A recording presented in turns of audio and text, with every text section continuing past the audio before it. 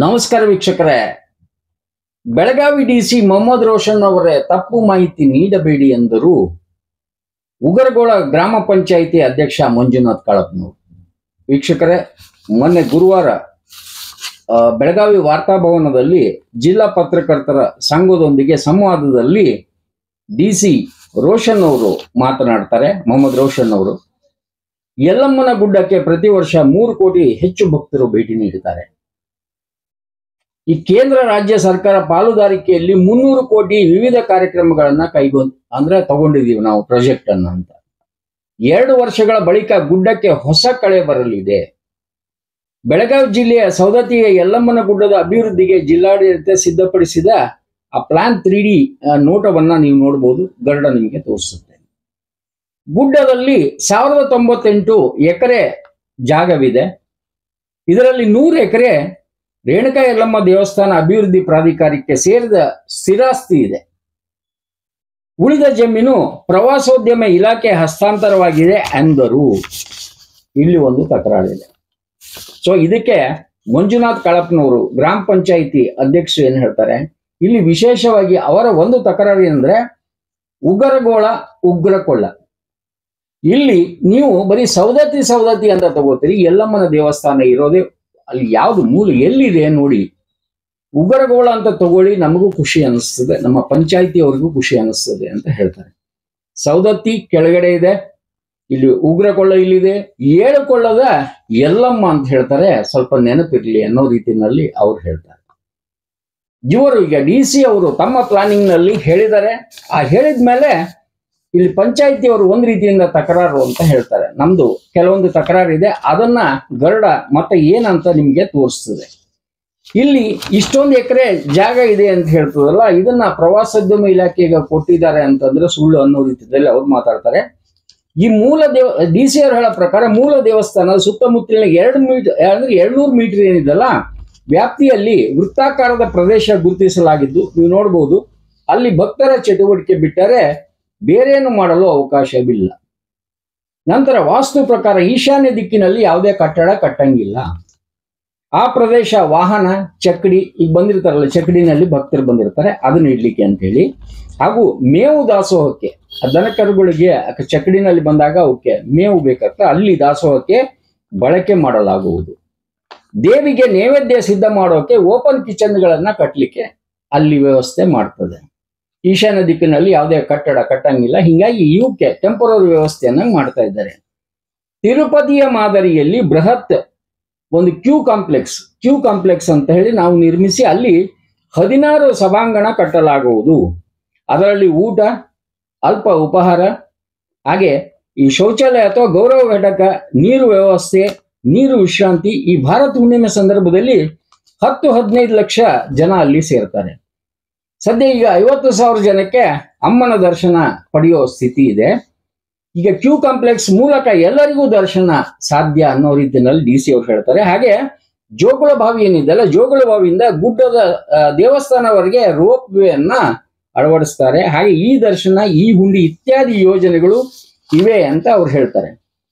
ಹಾಗೆ ಈಗ ದೇವಸ್ಥಾನದಿಂದ 300 ಮೀಟರ್ ದೂರದಲ್ಲಿ ವಾಣಿಜ್ಯ ಕೇಂದ್ರ ಮಳಿಗೆ, ಅಂದ್ರೆ ಈಗ ಏನು ಹೊರಗಡೆ ಇದ್ದಾರಲ್ಲ ಅಲ್ಲಿ ಎಲ್ಲ ವ್ಯಾಪಾರಿಗಳು, ಅವರಿಗೆ ಹಾಗೆ ಸ್ಥಳೀಯರಿಗೆ ಆದ್ಯತೆ ನೀಡಲಾಗುವುದು, ಇದ್ದವರಿಗೆ ಅಲ್ಲಿ ಪ್ರಾಮುಖ್ಯತೆ ಕೊಡಲಾಗುವುದು ಅಂತ ಅಲ್ಲಿ ಹೇಳ್ತಾರೆ.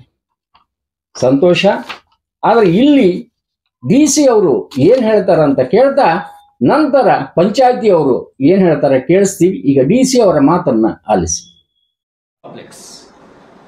ತಿರುಪತಿ ಮಾಡೆಲ್ ಅಲ್ಲಿ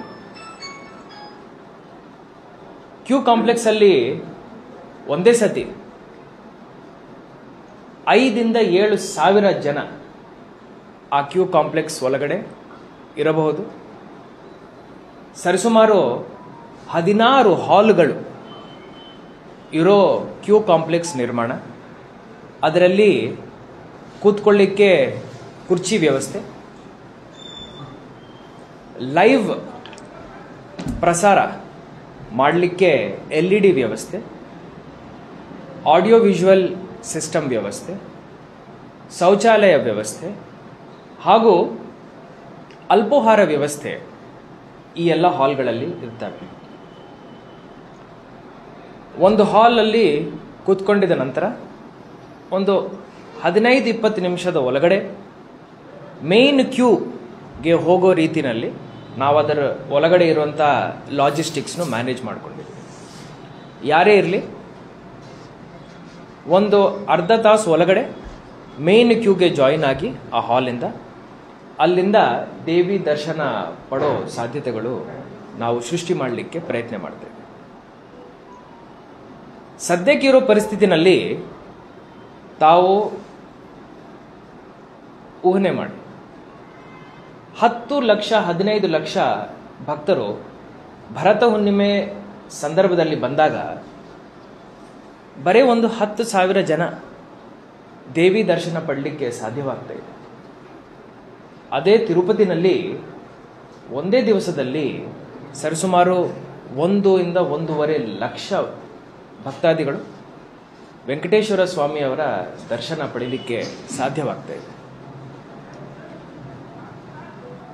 ಈ ವ್ಯತ್ಯಾಸ ಯಾಕೆ ಇದೆ ಅಂತ ಹೇಳಿ ನಾವು ಸ್ಟಡಿ ಮಾಡುವಾಗ, ಒಂದು ಒಳ್ಳೆ ರೀತಿಯ ಕ್ಯೂ ಸಿಸ್ಟಮ್ ಇದೆ ಅಂದರೆ ಮಾತ್ರ, ಹಾಗೂ ಆ ಕ್ಯೂನಲ್ಲಿ ಎಲ್ಲ ವ್ಯವಸ್ಥೆ ಇದೆ ಅಂದರೆ ಮಾತ್ರ ನಾವು ಈ ಭಕ್ತರಿಗೆ ದೇವಿ ದರ್ಶನ ಕಲ್ಪಿಸೋದಕ್ಕೆ ಸಾಧ್ಯವಾಗುತ್ತದೆ ಅಂತ ಹೇಳಿ ನಮಗೆ ಗೊತ್ತಾಯಿತು. ಸೊ ನಾವು ಗೌರ್ಮೆಂಟ್ ಆಫ್ ಇಂಡಿಯಾ ಹಾಗೂ ಸ್ಟೇಟ್ ಗೌರ್ಮೆಂಟ್ ಫಂಡ್ಸ್ನ ಜೋಡಿಸ್ಕೊಂಡು ಸರಿಸುಮಾರು 40 ಕೋಟಿ ವೆಚ್ಚದಲ್ಲಿ ಬೃಹತ್ ಆಕಾರದ ಕ್ಯೂ ಕಾಂಪ್ಲೆಕ್ಸನ್ನು ನಾವು ನಿರ್ಮಾಣ ಮಾಡ್ತಾ ಇದ್ದೇವೆ. ಇದರದು DPR ಮೊನ್ನೆ ಮಾಸ್ಟರ್ ಪ್ಲ್ಯಾನ್ ಮೊನ್ನೆ ಮೀಟಿಂಗಲ್ಲಿ ಅಪ್ರೂವ್ ಆಗಿದೆ. ಇನ್ನೊಂದು ವಾರ 10 ದಿವಸದಲ್ಲಿ ಟೆಂಡರೂ ಮಾಡ್ತೀವಿ. ಎಲ್ಲ ಓಪನ್ ಟೆಂಡರ್ ಇರುತ್ತೆ. ಹಾಗೂ 2.5 ತಿಂಗಳ ಒಳಗಡೆ ಈ ಒಂದು ಪ್ರಾಜೆಕ್ಟ್ ಶಂಕುಸ್ಥಾಪನೆಯನ್ನು ನಾವು ಮಾಡಿಕೊಳ್ತೀವಿ. ಇನ್ನೊಂದು ಮೇಜರ್ ಪ್ರಾಜೆಕ್ಟ್ 200 ಮೀಟರ್ ಹೊರಗಡೆ ದಾಸೋಹ ಭವನ. ಸದ್ಯಕ್ಕೆ ನಮ್ಮ ರೇಣುಕಾ ಯಲ್ಲಮ್ಮ ಕ್ಷೇತ್ರದಲ್ಲಿ ಬರೋ ಭಕ್ತಾದಿಗಳಿಗೆ ದಾಸೋಹ ವ್ಯವಸ್ಥೆ ಇದೆ.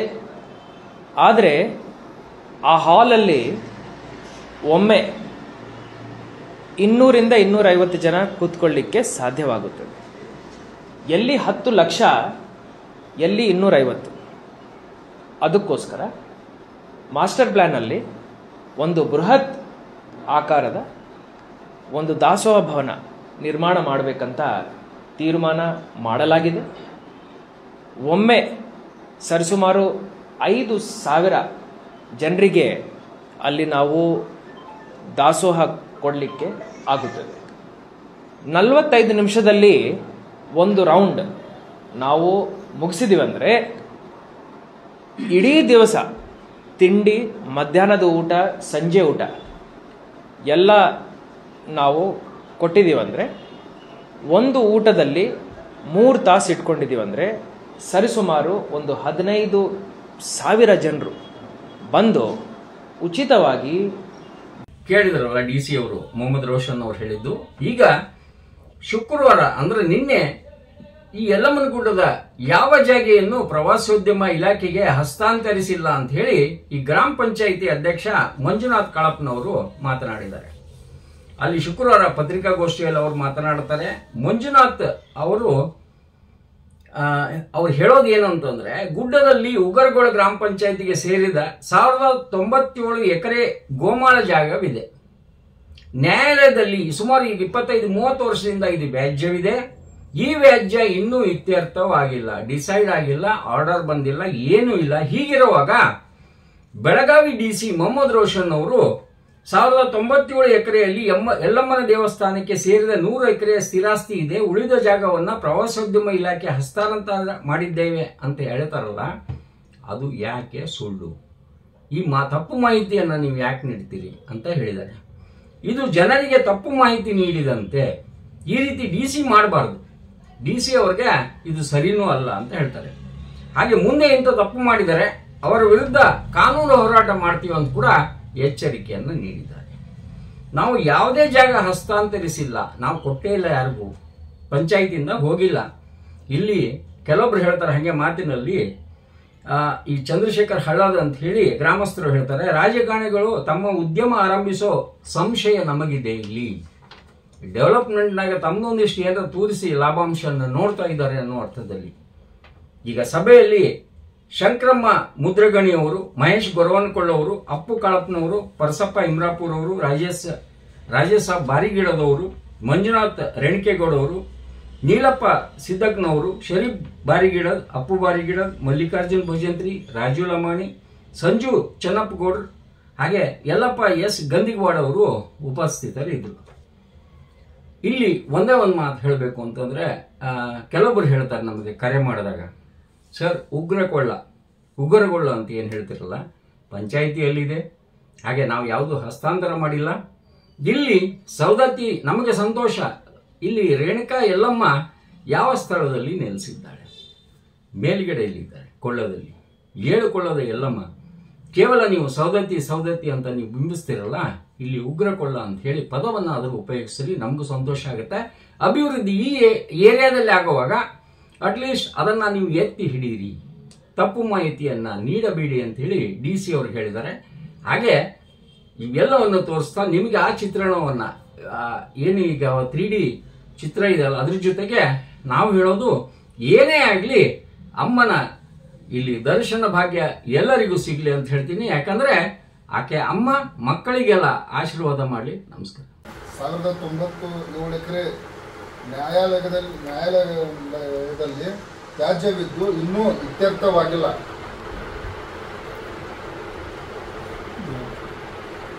ಅಧಿಕಾರಿಗಳು ಮೊಹಮ್ಮದ್ ರೋಷನ್ ರವರು 100 ಎಕರೆ ದೇವಸ್ಥಾನ ಪ್ರಾಧಿಕಾರಕ್ಕೆ ಉಳಿದಿದ್ದು ಪ್ರವಾಸೋದ್ಯಮ ಇಲಾಖೆಗೆ ಹಸ್ತಾಂತರಿಸಲಾಗಿದೆ ಎಂದಿದ್ದು ಇದು ಸತ್ಯಕ್ಕೆ ದೂರವಾಗಿದ್ದು, ನಮ್ಮ ಗ್ರಾಮ ಪಂಚಾಯಿತಿಯ ಯಾವುದೇ ಜಾಗೆಯನ್ನು, ಗೋಮಾಳ ಜಾಗೆಯನ್ನು ನಾವು ಯಾವುದೇ ಹಸ್ತಾಂತರವನ್ನು ಮಾಡಿಲ್ಲ. ಆದ ಕಾರಣ ಅವರು ಜನರಿಗೆ ಈ ಥರ ಹೇಳುವುದು ಸುಳ್ಳು ಸುದ್ದಿಯನ್ನು ಹೇಳ್ತಾ ಇದ್ದಾರೆ ಅಂತ ನಾವು ಹೇಳ್ತೀವಿ. ಅದಕ್ಕಾಗಿ ಈ 1097 ಎಕರೆ ಗೈರಾನ್ ಜಾಗೆ ಆಲ್ರೆಡಿ ಈಗ ಕೋರ್ಟ್ನಲ್ಲಿ ಕೇಸ್ ಇದ್ದು ಇನ್ನೂ ಇತ್ಯರ್ಥವಾಗಿಲ್ಲ. ಅದಕ್ಕಾಗಿ ಈ ಥರ ಅವರೆಲ್ಲ ಸ್ಟೇಟ್ಮೆಂಟ್ ಕೊಡಬಾರ್ದಂತ ನಮ್ಮ ವಿಚಾರ. ಮುಂದೆ ಕೊಟ್ಟಿದ್ದಾದರೆ ನಾವು ಮುಂದಿನ ನಮ್ಮ ಊರ ಗ್ರಾಮಸ್ಥರು, ನಾವು ಗ್ರಾಮ ಪಂಚಾಯತಿ ಎಲ್ಲ ನಮ್ಮ ಸದಸ್ಯರು ಮುಂದೆ ಇದರ ಬಗ್ಗೆ ನಾವು ಕ್ರಮ ಕೈಗೊಳ್ಳಬೇಕಾಗುತ್ತದೆ. ಕಾನೂನು ಹೋರಾಟವನ್ನು ಮಾಡಲಾಗುತ್ತದೆ.